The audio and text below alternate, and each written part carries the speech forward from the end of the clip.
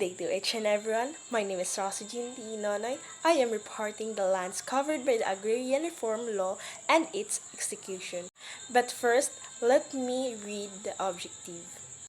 The objective is, at the end of this topic, you will be able to identify the land covered by the agrarian, to know why ancestral lands are considered as exemption from the coverage of the agrarian reform.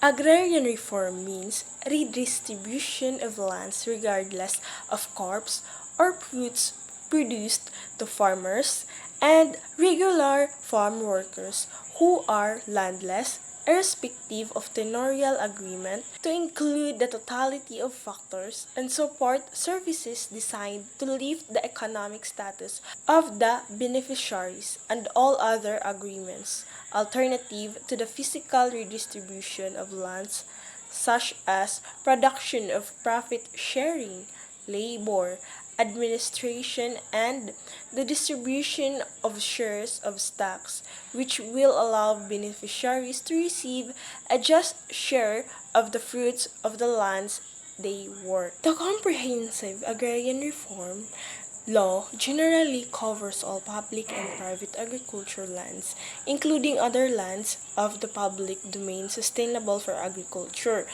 So there are bases of the lands that is covered by the Agrarian Reform Law, which is all alienable and disposable lands of the public domain devoted to or sustainable for agriculture. Next is all land of the public domain is exceeds of the specific limit as determined by Congress in the preceding paragraph. All other lands owned by the government devoted to a sustainable for agriculture. All private lands devoted to a sustainable for agriculture, regardless of the agricultural products raised or that can be raised thereon. Agrarian reform means redistribution of lands, but it doesn't mean that it distributes lands. All lands are covered by this law. No. There are considered lands that is not under the agrarian reform law, which are private lands with a total area of 5 hectares and below, lands actually directly and exclusively used and found to be necessary for parks, wildfires, forest reserves, reforestation, fish sanctuaries, and breeding grounds, watersheds, and mangroves. Private lands actually direct and exclusively used for brown lands actually directly and exclusively used and found to be necessary national defense, school sites, and campuses, including experimental farm station operated by public or private schools for educational purposes, seeds and seedlings research and pilot production centers, and many more.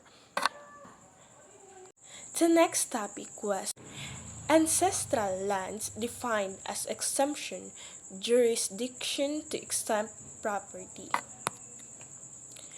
Ancestral lands refers to the land of the indigenous cultural community that includes but not be limited to lands is the actual, continuous, and open possessions and occupation of the community and its member.